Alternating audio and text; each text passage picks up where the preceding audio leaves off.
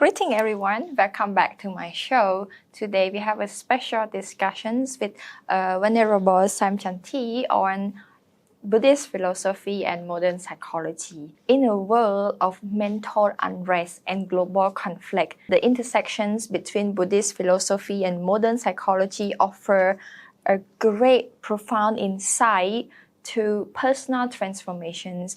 Venerable Sem Chanthy is a respected, distinguished Cambodian monk and also a scholar who currently a PhD candidate at Grand Canyon University on general psychology with a main focus on psychology, cognitions and instructions. And before that, he's also studied in a bachelor degree and also like master degree in Sri Lanka on Buddhist philosophy and religion. So greeting Dekun.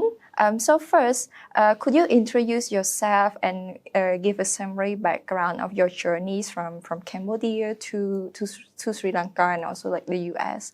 So respected Buddha Dhamma and Sangha, especially respected to my great teacher, Samdai Preh Odam Bongsa, Dr. Kusupip, and all the Venerable Mahasangha, and greeting to everyone, especially the BC New. Thank you very much for giving me this great opportunity to be here, and especially our great lady who were asking me many questions. I think so.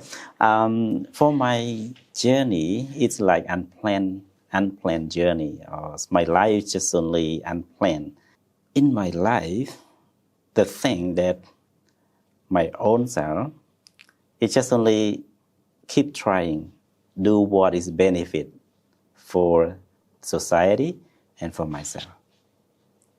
Whatever I am doing or I will do, focusing on benefit for others and myself, especially the society, Cambodian and Buddhist society.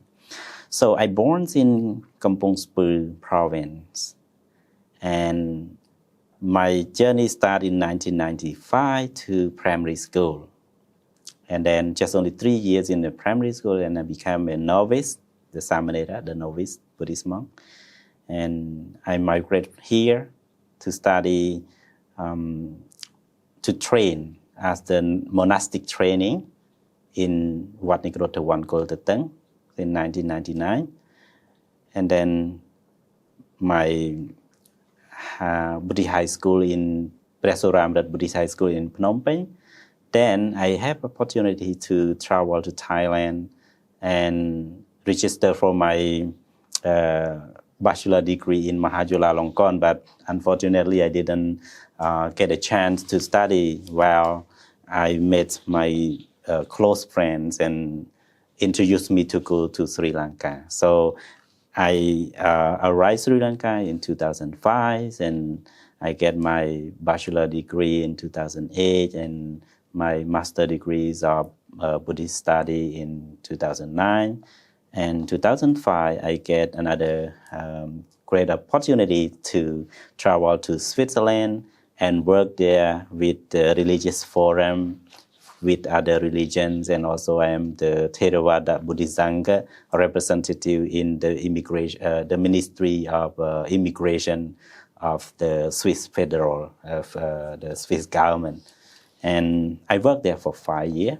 I have found that temple we call Wat Sankharam, or the Khmer Cultural Centrum, it's Khmer Cultural Center in Switzerland. So I worked there for 5 years, and then in 2014 I moved to USA. During the first 5 years, I'm traveling around the United States of America to continue to find a school, university for my study. I want to continue. I want to update for my knowledge, but I couldn't for 5 years. I tried hard to every university, every state. Then disappoint me. I come back sitting and I start from diploma. I start from the GED, we call GED for high school. I go to high school only for 1 month. Only 1 month for my high school. And then another program we call ACE program, Associate Degree. They come and have like a scholarship and a test. And then I got 2-year scholarship for Associate Degree.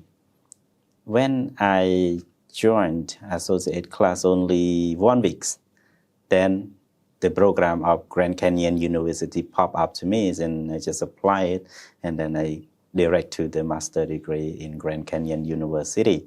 So Grand Canyon University is a private Christian university, but they work very well and perfect. They have a very good rules of providing the education to the people around the world, students around the world. And then after Master of Psychology in Grand Canyon University, and then direct to PhD in General Psychology, but emphasis with cognition and instruction. But my dissertation is about meditation, qualitative exploration on life changes through meditation. This is my brief journey about the study. So now I have 2 temples, my own temples, in USA. You have your own temple in USA. Yeah. Oh, by the way, the workplace, like the pagoda in Switzerland, I watched the video. Oh, yeah, that's I great. think it was quite famous on Facebook 5 years ago, like before COVID. I watched the video, and I have a plan that if I happen to visit Switzerland, I want to visit the temples also. We have 2 temples in Switzerland and around 5,000 Cambodian Buddhists around Switzerland. And yes, Swiss people very much preserving Buddhism in our culture and tradition. So you mentioned about you want to contribute to society and also helping people. So what inspired that mindset? For inspirations, myself to work for the society, during my childhood, usually I live alone. From 7 years old to 13 years old, before I became a monk, became a novice, I live alone. So my parents live in other province, and I live in village, and I work hard for like blocking and like producing the sugar palm from the palm tree. So I work from the childhood until 13 years old by myself. That's why I used to try hard by myself a lot. So that's why I have many friends in village and in our commune, the same age. And then sometimes from this family to sleep with me, sometimes they have me because I live alone, so I need them to be with me in my home. I cannot sleep alone, and sometimes I go to sleep with their home. So that's why the communication with this society, with our friend, inspire me that I want to help others, because I need help from them. So the Buddha said, Attanang upamang katva, to be yourself as example. So what you want, so others also want. We want happiness, we want family, we want communication, we want our society is prosperous, so they also want the same. So that's why this mindset inspired me. And then when I became a monk, I see that as a monkhood, I work not only for myself, because when I try hard to train myself to study, I benefit from the Buddha's teaching, the Dhamma, train me a lot to refrain from doing all bad things, like killing or harming others, or stealing or lying. Every intoxicate thing and the bad thing, we just easily refrain from that. And then by training myself, so we can benefit to others, because the society need this moral ethic or ethical code of living. If our society full of ethical code like peace, happiness, harmonies to others, and refrain from all harming others, from stealing, from making other hurt inside or outside, so our society will be peace. So I need this society. That's why this inspired me from day to day, from one step to one step, until I left homeland and to practice here, training in the Nigrotawan temple. It's very good place to train all the novice monks from very beginning, the basic, because we train about our bodily action and verbal action. This is very important for training, because training we call ethic training or moral training. First we start from our behavior, like verbal and bodily action. That what we are doing today, what we are acting, what we are sitting, what we are walking, what we are eating. These things need to train as a Buddhist novice. And here is a good place for all the young monks should train, and at least 3 to 5 years. If they can stay here 3 to 5 years for training, they will get a good education and inspire them to help the society. So what I get from here is that you need to train yourself to be patient for the beginning stage as a monk. And this is very important also like for the society, because we need to be patient and also to have empathy toward other people. So there is one word that say religion is education, or in Khmer, I should translate it as Sasna គឺការអប់រំ And from your journey, from Kampong Speu to Sri Lanka to the US, I can see that you have a huge love for learning. So why do you love learning, and what is the end goal, the ultimate goals after learning? Education is our life, not only for people, but for the society. If the society full of educated people, so this society will be prosperous, will be developed very fast. So long life learning, I put myself into long life learning, because the more we learn, the more we understand. And when you learn a lot, you will know that you know nothing. Yeah, when you know nothing is the point that you are never stop learning. Because I read one German books. I forgot his name, but the book is about the truth, searching the truth. He said that he tried to practice every religion, became a Buddhist monk, became a Christian monk, became a Muslim, became Hindu monk. He tried a lot, but when he came to Buddhism, the more he learned, the more deeper and deeper about the teaching, about the theory, and about the understanding. He understands the ways of life.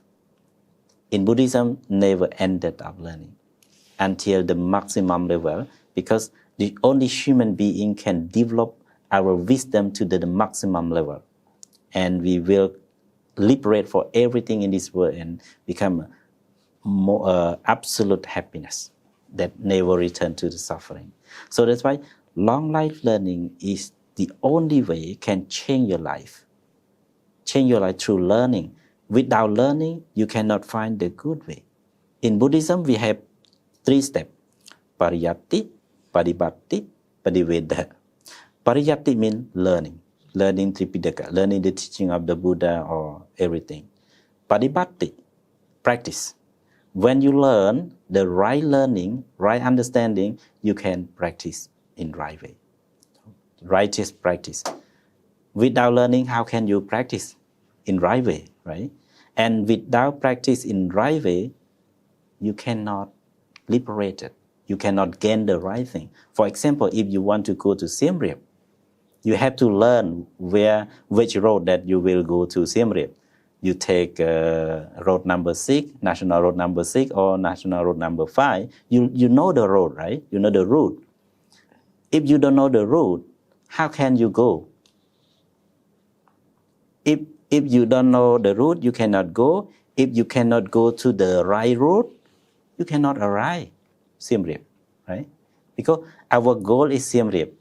If you don't know the route, you will go like a national route number 3. You will go to Kampong or will go to the Kampong Speu, something like that. So it is very important, learning, practicing, and get the right goal.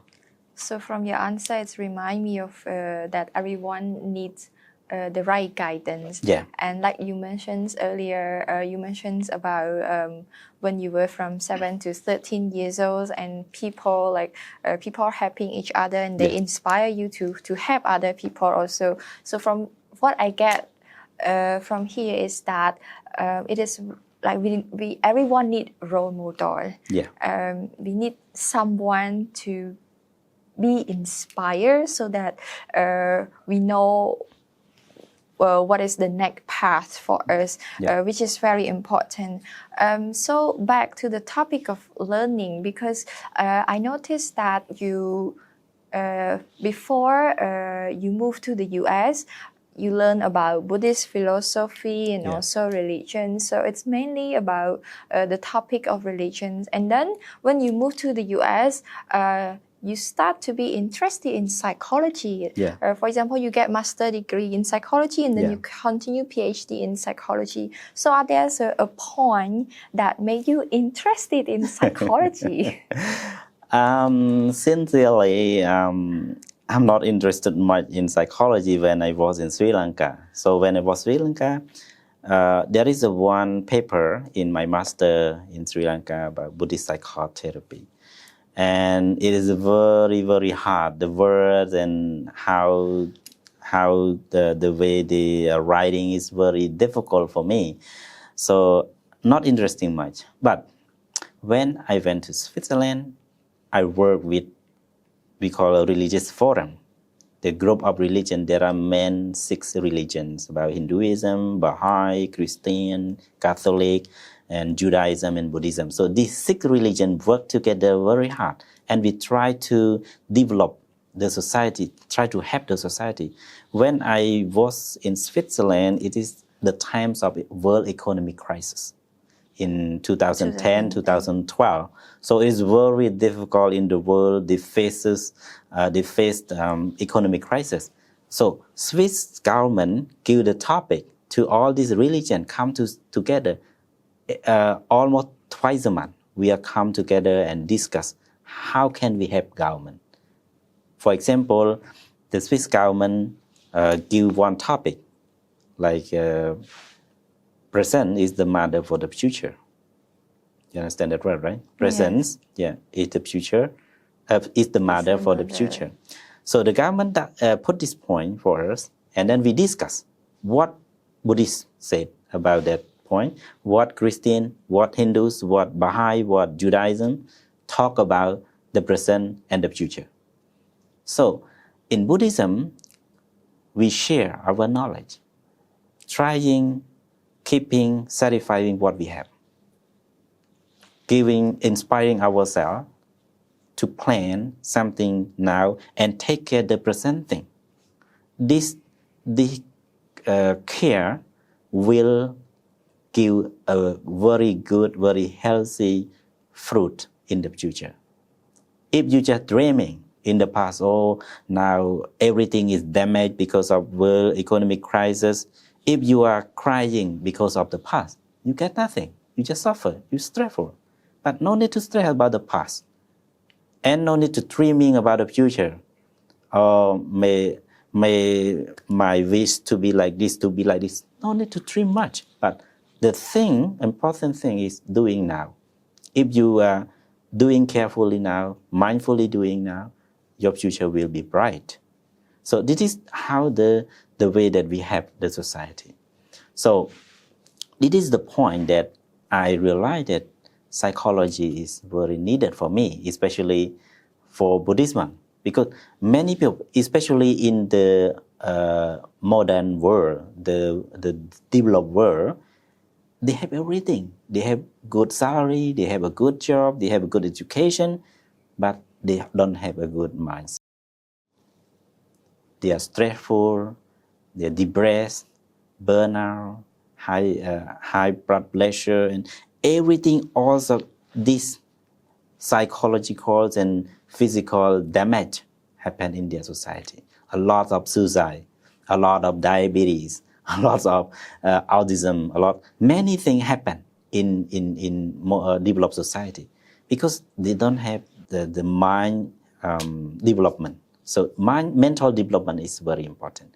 That's why when I went to USA, I moved to USA, the thing that I can do is psychology. When saying about the psychology, I realized that only Buddhist psychology is very perfect, is the perfect one for the developed society. Because the psychology start teaching in Europe since 13th century in Salzburg University in now Austria. And this psychology was taken to Europe by Sturm of Germany, and then Edmund Husserl, and then Martin Heidegger, and the followers of them.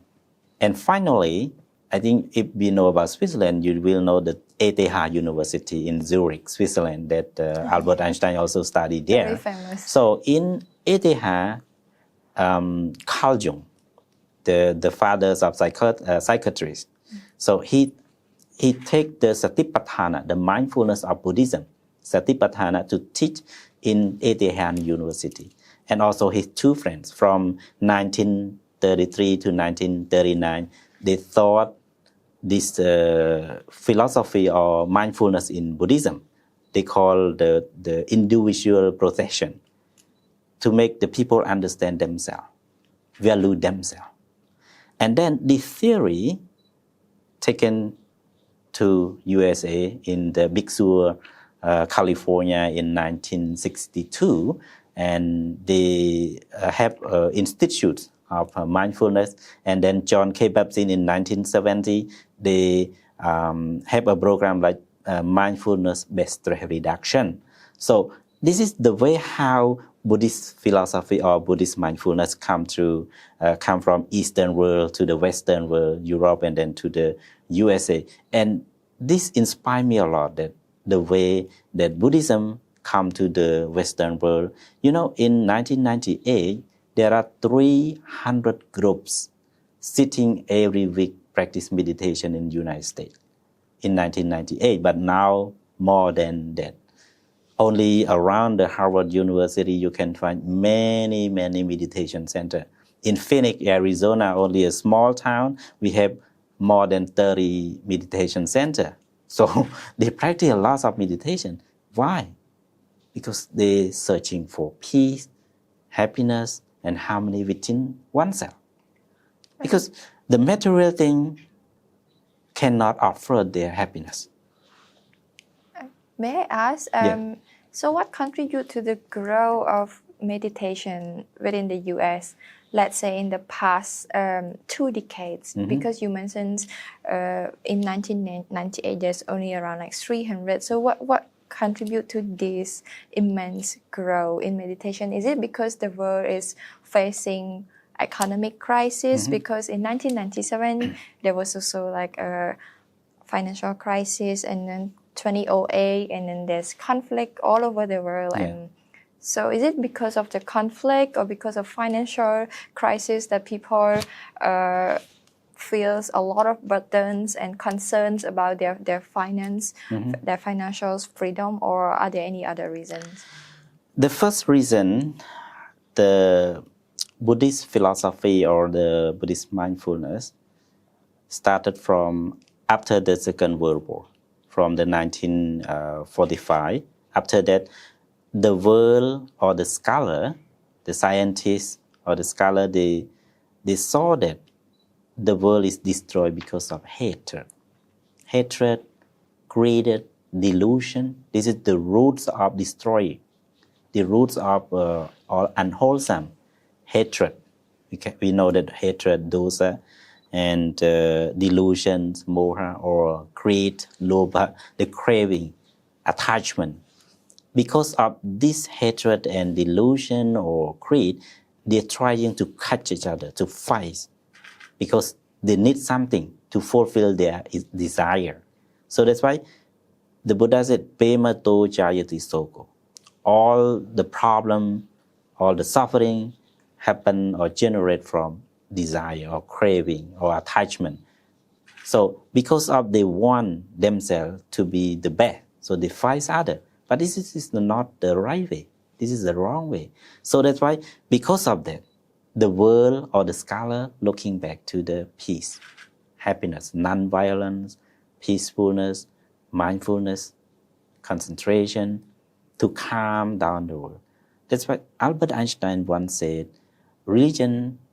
science without religion is blind, and religion without science is lamp. It means that if the scientist or the scholar just use their intelligence without heart, without loving kindness, without religious advice, they're just making something to destroy the world, atomic bombs or nuclear or everything, because no heart. But if they learn religion, they learn Buddhism or mindfulness or harmony, so their mind also peace. So when they make something, even they make nuclear, but they use this nuclear to help the world, not to destroy the world. So that's why all scholars and scientists turn back to the Dhamma. To the Dhamma, to the philosophy, to the religions, and then they start import. They start import psychologies and Buddhist mindfulness from Europe into USA. And then it's not much in 1998, but now a lot. There are many places, because every school, especially in UC Berkeley, University of California, Berkeley, there is Buddhist department, and there is 5 Buddhist professor, American professor. They are good learn. They are good learn about Buddhism, Pali language, Sanskrit, and Buddha's teaching, and they teach many students in Berkeley. And also in Harvard, they have some Buddhist psychology, Buddhist study, and some other university also, because they know the benefit of spreading loving kindness and compassion to the world. Only loving kindness and compassion, the only thing that can help the world, can preserve the world, and can make the world peaceful. That is very true. You mentioned about World War II. So the world leader, people, and also religious leader very much focus on peace after 1945. For example, in 1947, Japan constitutions also have an article that prohibits the war, Article 9, and also German constitution also say something about that. So they try to represent themselves as a peace-loving country. Also, the creations of ASEAN and the creations of European Union and also the United Nations.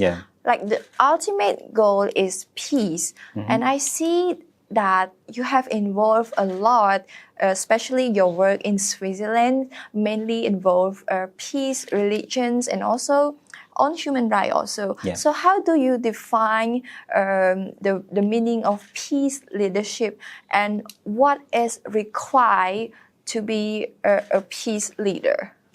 To be a peace leader, first we start from ourselves. When oneself peaceful, the environment around that people are also peaceful. That's why in loving kindness meditation, we spreading the peace. May I'm happy or peaceful or have a secure mind, something like that. So we start from ourselves.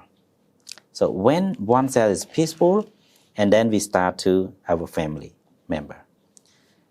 May my family, my father, my mother, my grandparent or my relative be peaceful, secure, and happy, have a happy mind. And then we started to the village around us, and then to the beloved ones. maybe we have a girlfriend or boyfriend or other beloved one, to spread your loving kindness to them, and then unbeloved one. It means it can say enemy, but not actually enemy. But it is a little bit difficult to share our loving kindness to the enemy. But in Buddhism, we have another positive thinking. We think that if our enemy have peaceful mind, they will not harm others. True. They will not harm us. The way they harm us because they don't have a peaceful mind. So may they have a peaceful mind.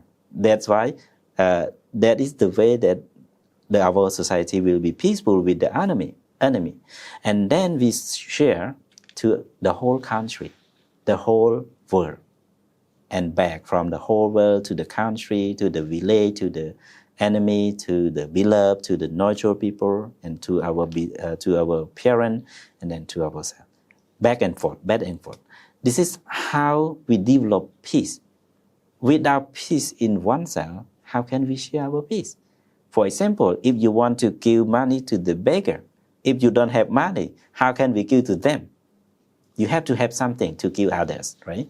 So start from ourselves. This is the meaning of peace leader for me. It also reminds me of a Buddhist teaching.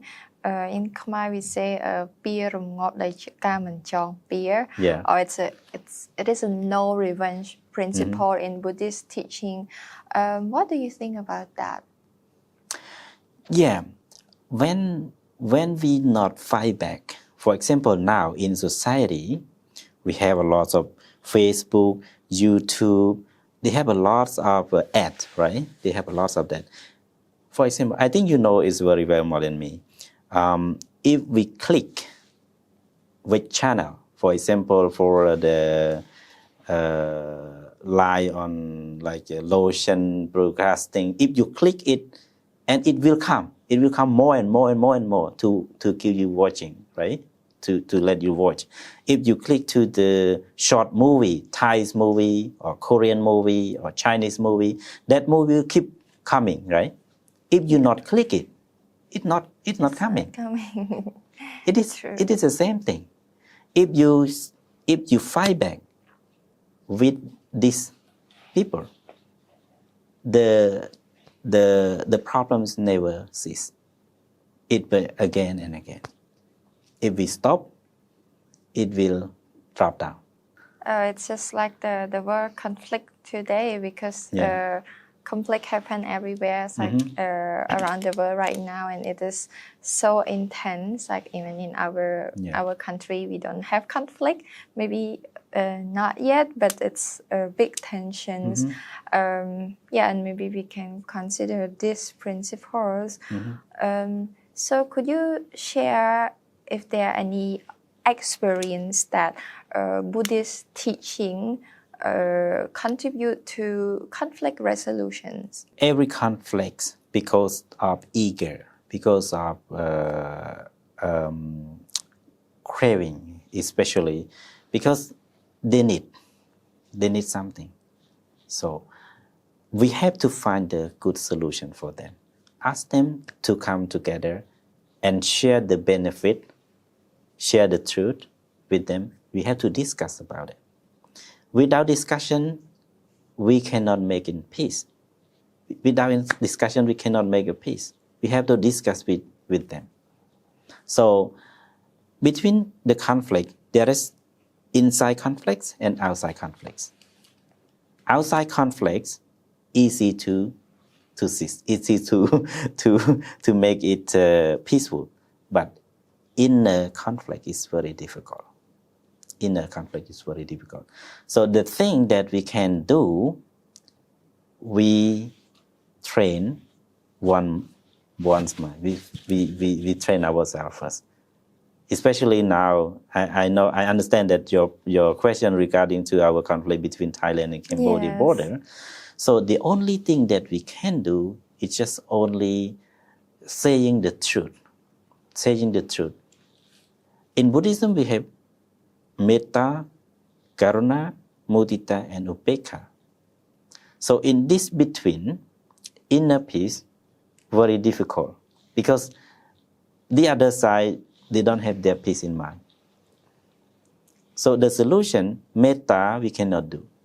We are keep sharing. We are Cambodian. We are not angry. We are not angry with them, because sometimes they misunderstand the historical backgrounds of the country. They sometimes maybe they don't understand who they are, and they don't know who we are, maybe. So that's why no need to be mad to them. Just sharing them, just wish them to understand the truth, understand the real who you are. We can encourage them. What encourage? Thai people. We are Thai people. In our history, the Thai people come to our land in 9th century. And then they have their independence in 13th century. So we can encourage them. You just come here with a piece of cloth, but now you get a lot of land. Why you not satisfied? Just preserve, just share. But now the world needs peace. We don't need to fight. We are brother and sister. Even though we are not the same nation, but we are the same human being. So that's why we don't need. Now you have a lot of land. We have this land. We preserve our land. So make them understand the history. Made them understand about the world that we need. We need the peace. That is we call loving kindness, or loving friendliness. In Pali word we call metta, and karuna, compassion. Compassion is very important. If you close the border, who suffer? People suffer, not the government, right? The people suffer. So government and both sides should see the victim, should the difficulties of the people. This is our compassion. So we develop our compassion toward them. And then mudita, sympathetic joy. We are not jealous. We lost our land, or they lost our land. But now, because of the peaceful agreement, for example, Paris and Japan, or friend and Japan, friend and Siamese friend agreement. So we have to respect the rule. It is called upekha, tranquility or equanimity. We have to respect the rule. The world have their rule. The country have their rule. The nature also have their own rule. So through the 4 grades of plan of living, metta, karuna, mudita, upekha, only we can resolve this problem. It's quite a difficult situation right now. Even though, I can see that there's not just one side, honestly. I see in Facebook comments and also like a lot of Instagram comments. We both just fighting each other. It's like a verbal war. There is like no revenge principles or something like that, like in a real practice, which is something so unfortunate. But this is the best way to have dialogue, which is why in every peace negotiations we have 2 parties come together and talk on what you want.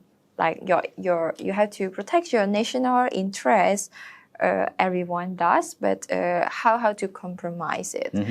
Which is very important, and for that, Buddhist teachings come into conflict resolutions. This is from what I see. So do you have any message for not just Cambodian and Thai, but for humanity on peace and or how Buddhist teaching contribute to the society? When we say about the compromise the peace to the world, we don't need to say about Buddhist teaching or Christian teaching, Muslim or Hindu teaching, but we say about loving friendliness. We say about compassion. We say about non-violence. We say about the happiness and peaceful. So everyone in this universe, every nation, every race are the same. We are human beings. We are the son of God, or we are the Buddhists, or we are the son and daughters of Brahma or some whatever. Whoever you believe, we are the same. So if we are the same, how can we fight? One theory in Buddhism, the Buddha said, indeed the long journey of the world, the cycles of the world that born, death and born, death and born, you cannot find anyone who are not your family. It means everyone The was same human being. your family. So that's why we are one in the name of religion or in the name of the world. So don't fight. We want to live. Attanang Opamangkatva that I said before, yourself as example. You need peace, others also need peace. So make peace together. No need to fight. We are living freely and develop our society together. Which is a very important message for everyone, especially right now. Yeah. So one last question. Okay. How do you want to be remembered? As a Cambodian monk or as a human being? Because earlier we're talking about, everyone is the same human. Mm-hmm. So how do you want to be remembered? To be remembered for me is it's like everyone keep doing a good track for oneself. Just only remember, just remind yourself, doing our good track, walking on the good track and the right track for us. Whatever you satisfy to do in peaceful for yourself and for others, not harming yourself, not harming others, it is the right track. So thank you so much everyone for your attention. It is the end of our discussions and hope to see you again next time. Thank you.